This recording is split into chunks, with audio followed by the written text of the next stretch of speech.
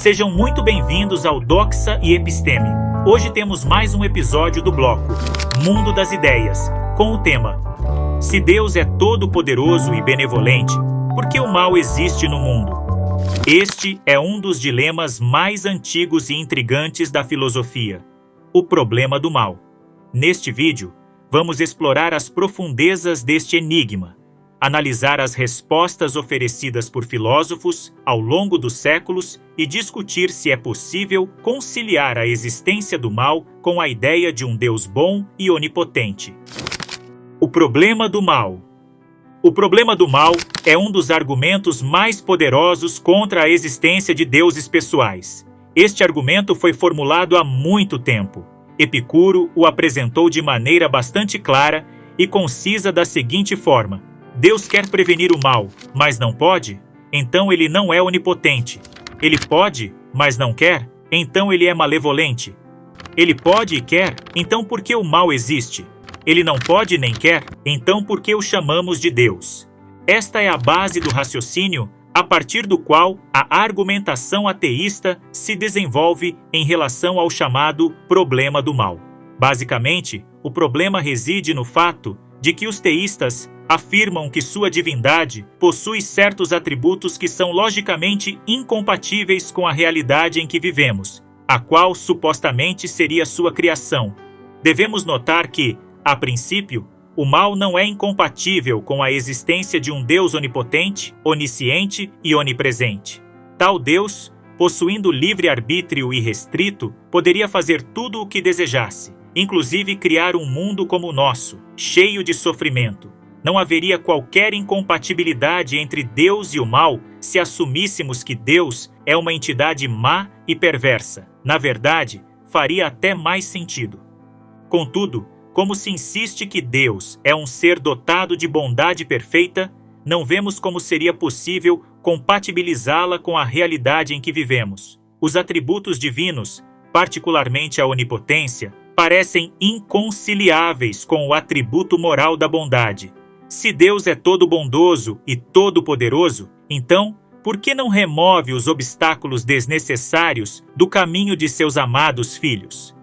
Nenhum teólogo ou filósofo, até hoje, foi capaz de explicar de maneira satisfatória a razão pela qual Deus permite que as criaturas que supostamente ama sejam desnecessariamente afligidas pelo sofrimento. Partindo do pressuposto de que a força criadora que nos originou seja bondosa, parece inconcebível a presença do mal no mundo.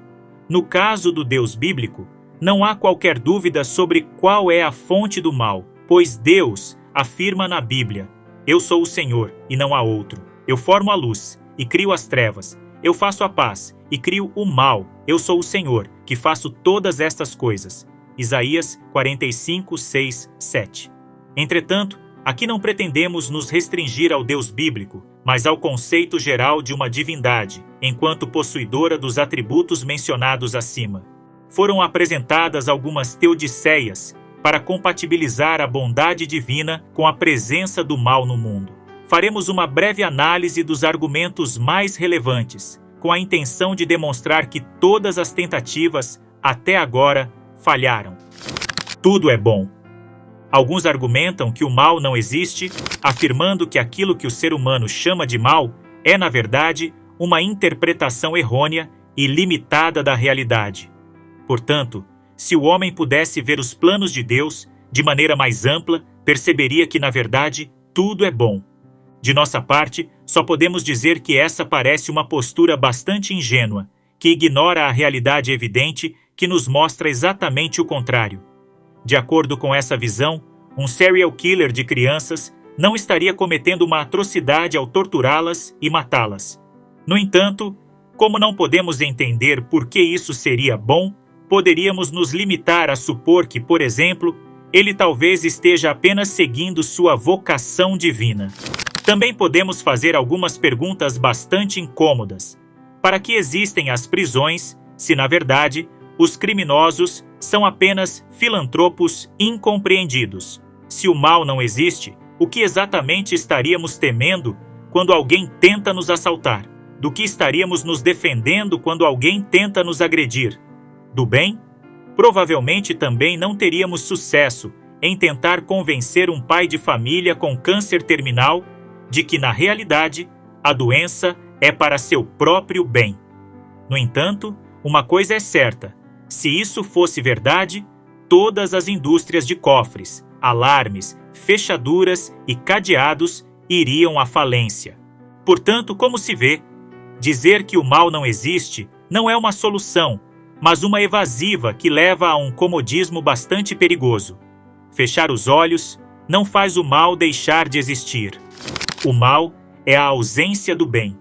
Essa resposta se baseia na ideia de que apenas o bem existe e que o mal é, na verdade, a consequência da ausência do bem. Provavelmente derivada da noção de que a escuridão é apenas a ausência de luz.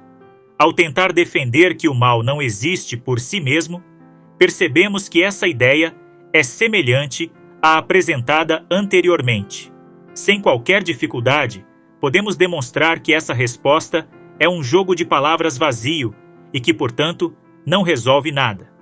Primeiramente, chamar o mal de ausência do bem, ou a escuridão de ausência de luz, não faz com que tais coisas deixem de existir, pois estamos lidando com conceitos subjetivos, não objetivos. Talvez alguns exemplos tornem essa ideia mais clara. A tristeza não existe, é somente a ausência de felicidade.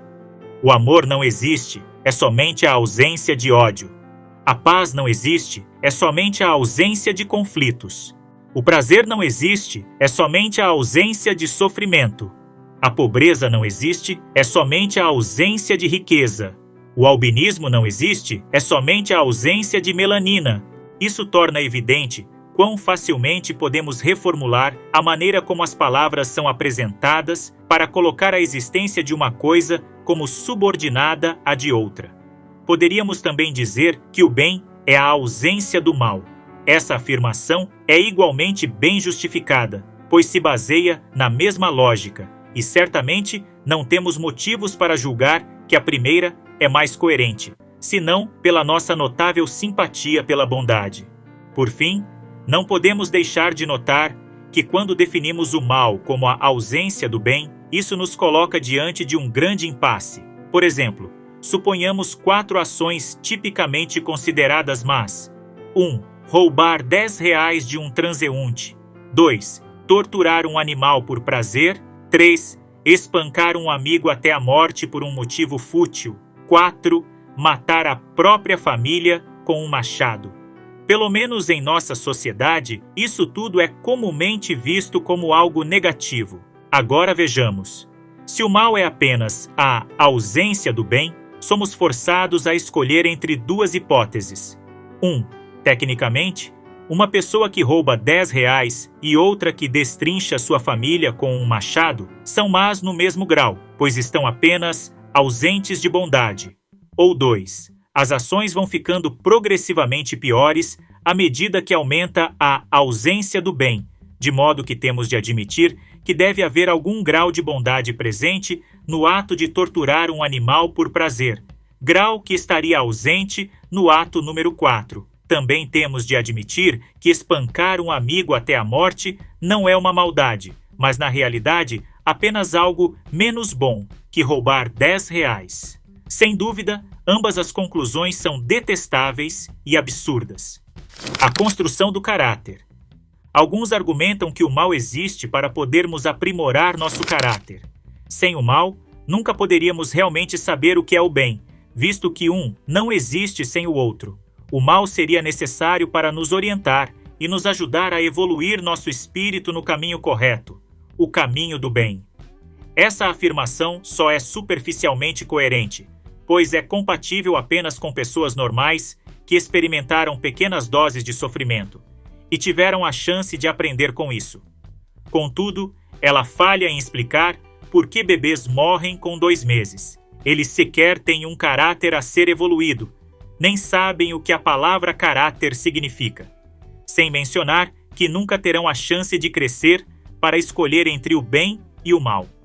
Essa resposta também não é compatível com a existência de acidentes letais. Afinal, em que contribui para o caráter de uma pessoa sofrer um acidente e ser instantaneamente transformada em uma massa vermelha e disforme. Isso não faz o menor sentido. Um amontoado de vísceras retorcidas não possui caráter a ser melhorado. Além disso, é simplesmente injusto permitir que um acidente tire a vida de uma pessoa inocente, fazendo dela aquele que leva a culpa no lugar de outro, apenas para que isso sirva de lição para outros indivíduos. Se refletirmos um pouco mais sobre essa resposta, veremos que surgem muitas perguntas embaraçosas. Se Deus é onipotente e bondoso, por que não cria pessoas com caráter benévolo em vez de torturá-las? Por que não inventou algum método diferente em que a evolução do caráter fosse alcançada sem sofrimento? Por que o sofrimento experimentado não é proporcional ao grau de caráter do indivíduo? Consideraríamos bondoso um pai que tratasse seus filhos de maneira tão indiferente, impassível e autoritária quanto Deus supostamente nos trata? O bem não pode existir sem o mal. Essa afirmação talvez seja válida no sentido restrito de que tendemos a valorizar mais o bem após passarmos por experiências ruins. Nessa perspectiva, trata-se de um argumento análogo ao da construção do caráter, em que, devido ao sofrimento experimentado pelos indivíduos, surgem, em contrapartida, sentimentos e valores elevados, valores de caridade, benevolência, compaixão, altruísmo, solidariedade, etc. Mas aqui surge um inconveniente. Não é exatamente devido ao sofrimento que tais coisas são tidas como virtudes? Ora, o raciocínio está claramente invertido, pois certamente julgaríamos insana uma pessoa que maltratasse seus amigos só para depois lhes possibilitar a prática da ação virtuosa, que é perdoar. Não parece lógico considerar bondoso infligir sofrimento para que, com isso, a virtude e a bondade sejam fomentadas. O fato é que, sem a existência do mal, a valorização das virtudes humanitárias, do bem, não tem razão de ser, pois estas surgem como consequência do mal. Portanto, o que podemos concluir não é que o bem não pode existir sem o mal, mas que o bem não é necessário sem o mal. Além disso, se não admitirmos que o bem pode existir sem o mal, chegamos à conclusão de que 1. Se Deus não é mau, também não é bom. Ou 2. Se Deus é bom, também é mau. Desse modo, se podemos admitir a existência de um Deus exclusivamente bom, que não necessita de um mal correlato à sua bondade, por que essa regra deveria ser diferente para os humanos, se Deus é onipotente e bondoso? Simples. Não deveria. Livre-arbítrio. Na verdade, não precisaríamos abordar essa questão, pois já vimos que, se Deus existe, o livre-arbítrio humano é impossível. Vamos, portanto, ignorar o conflito entre a onisciência divina e o livre-arbítrio e fingir que a liberdade humana é de algum modo compatível com tal atributo. O argumento do livre-arbítrio é, sem dúvida, o mais comum e aparentemente o mais convincente. No entanto, ao refletirmos um pouco mais sobre ele, perceberemos que talvez seja o mais absurdo de todos. A ideia fundamental é a seguinte: Deus, ao criar o homem, não queria produzir robôs. Por isso, deu-lhe a liberdade de escolher seu próprio destino, de seguir o caminho do bem ou do mal, de acordo com sua própria vontade. Contudo, a alegação de que o mal é resultado do livre-arbítrio só responde à questão da escolha pessoal do mal. Ou seja, se alguém decidir ser maldoso e não seguir a lei de Deus, essa pessoa tem o direito de fazer isso. E ninguém pode impedi-la, pois é livre. É apenas isso que a resposta do livre-arbítrio resolve. Entretanto, essa resposta claramente não justifica a existência do mal quando este é direcionado aos inocentes. Argumentar que Deus não intervém no mal no mundo para preservar a liberdade humana pode parecer razoável, mas não é. Pois bem, por hoje é só. Caso tenha gostado, dê aquele like maroto, assine o canal e compartilhe com os amigos. Um forte abraço e vitória sempre!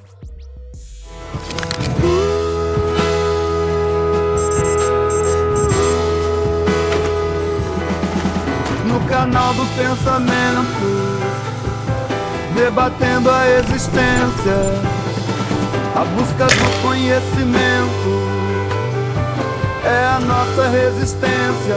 Resistência! A nossa resistência, sim.